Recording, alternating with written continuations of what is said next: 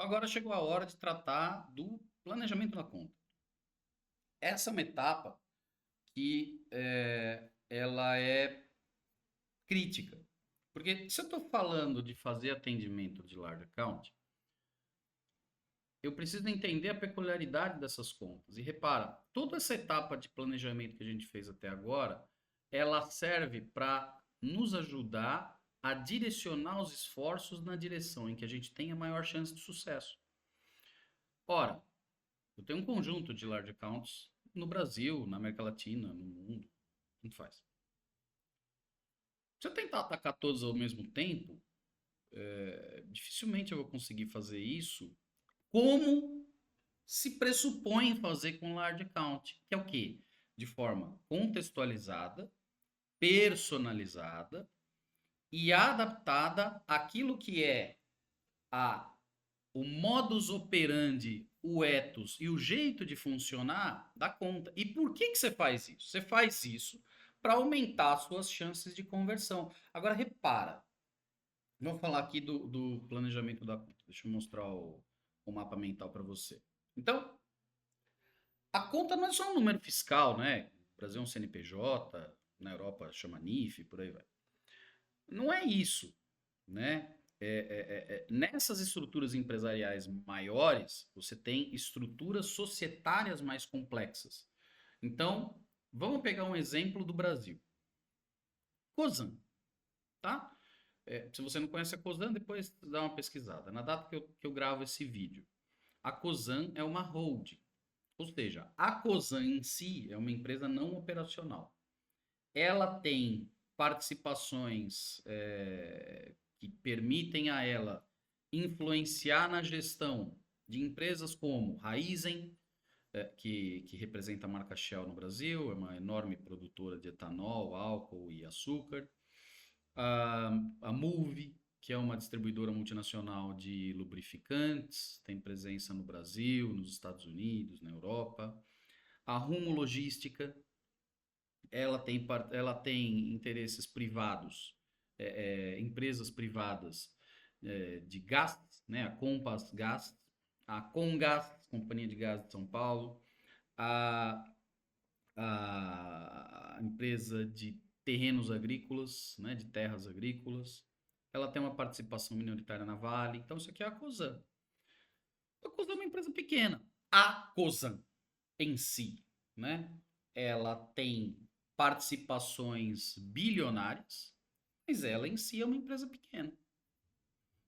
De repente, a sua oferta pode fazer sentido para a holding Cosan, por exemplo, se você tem uma oferta de governança de participações societárias, sei lá. Agora, se você tiver uma oferta de processo de produção de cana, você não vai falar com a Cosan Holding, você vai falar com a Raízen. E aí lá na Raízen, o que você tem que entender é o seguinte, putz, ok, quero atacar a Cosan, mas eu quero atacar a Cosan ou eu quero atacar a Raízen? Primeira pergunta. Segunda pergunta, alguma coisa que eu faça na Cosan interferirá naquilo que eu faço na Raízen? Porque repara, numa estrutura de holding, eu posso ter hum, maiores ou menores graus de interferência. Essa interferência muda de assunto para assunto. Por exemplo, quando eu falo de governança, né, num nível mais alto, conselho, por aí vai. Evidentemente que a COSAN tem uma palavra importante na Raizen sobre isso. Agora, putz, lá na operação, lá embaixo, a COSAN interfere? Provavelmente não. Então, neste caso, você trata a Raizen, por exemplo, como uma empresa autônoma. Ah, por acaso ela é prima da Rumo Logística, né? Mas é só um acaso, eles têm o mesmo dono. Mas o fato de ter o mesmo dono não necessariamente faz com que eles compartilhem coisas ou compartilhem práticas, né? Agora repara, vamos pegar o caso da Raizen para ver. A Raizen é uma empresa complexa por si só, porque a Raizen produz etanol, a Raizen opera posto de combustível, a Raizen tem loja de conveniência, A Raizen faz trading de commodities, são várias empresas em uma só. E aí, essa é a coisa da Large Account, que ela é espetacular e ela é aterrorizante ao mesmo tempo. Que é, uma conta, na verdade, são várias, mas é o mesmo CNPJ. Percebeu? Então, ó, pode ser que a minha oferta, eu tenha pode ser que dentro de um cliente, essa é a parte que eu queria que você entendesse. Dentro do mesmo, dentro da mesma conta, eu tenho vários potenciais clientes dependendo daquilo que eu venda. E mais, o fato de ser a mesma conta, dependendo daquilo que eu venda, pode ter centros de compras diferentes, centros de decisão diferentes. Então, é o seguinte, se eu vou oferecer alguma coisa para a área de ouvidoria ao cliente da Raizen, pode ser um fluxo de decisão, um processo decisório, uma dinâmica.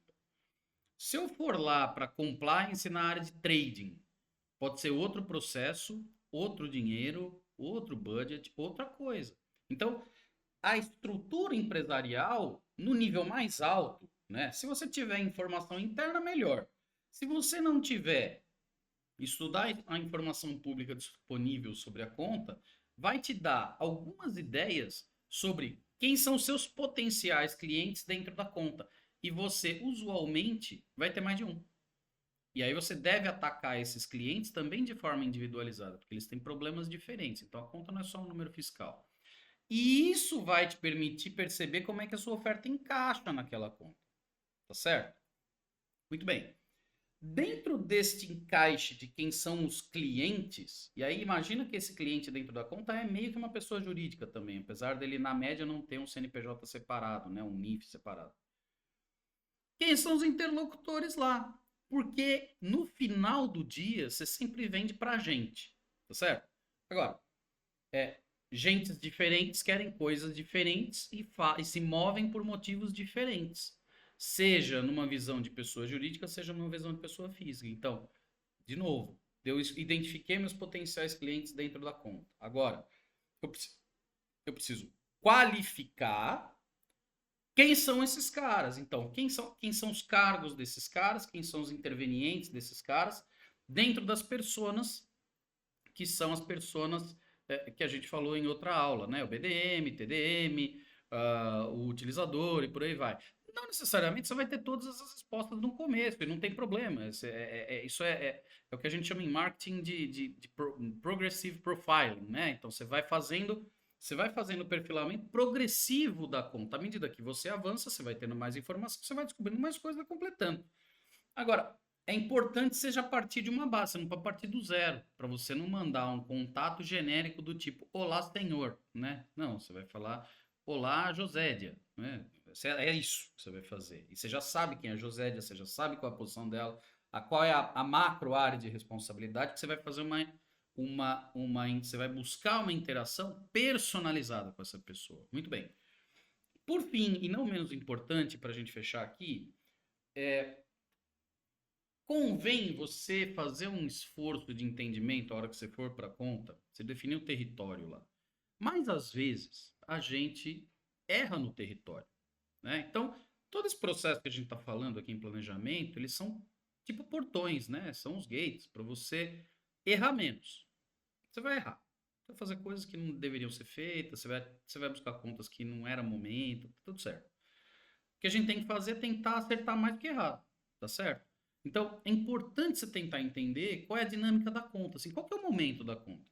A conta está num momento de crescimento, ela está num momento de eficiência operacional, ela está num momento de reestruturação, corte de custos, ela está numa recuperação judicial.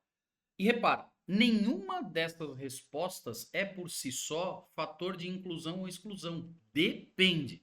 Pô, imagina que eu tenha uma oferta que faz com que a empresa gaste 10% menos.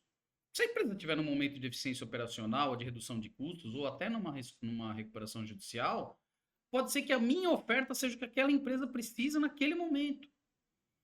Eventualmente, a minha oferta é menos sexy quando a empresa está crescendo. Ou o contrário. Então, é importante você saber, porque aí você calibra de novo, você vai calibrar toda a abordagem que você for fazer lá em geração de demanda, você vai calibrar em função do momento, em função da persona, em função da pessoa em função da empresa, em função do momento.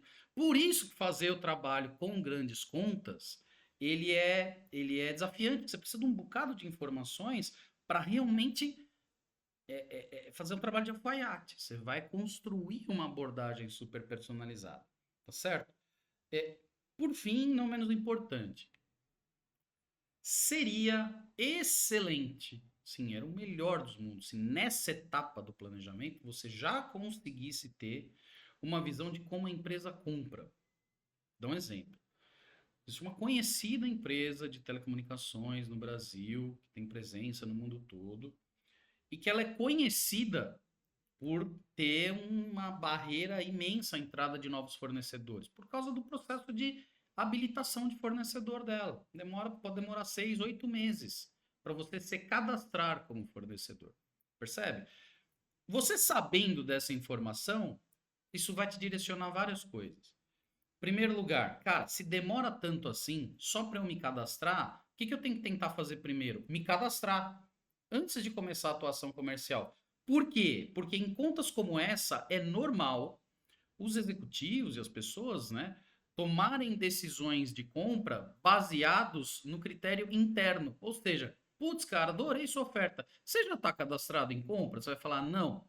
Fala, pô, meu, não dá para comprar de você. Desculpa aí, porque eu preciso disso para agora. Ou eu preciso disso para o mês que vem e o seu contrato só vai ficar pronto daqui a 8 meses. Então você faz todo o trabalho e no final você não ganha.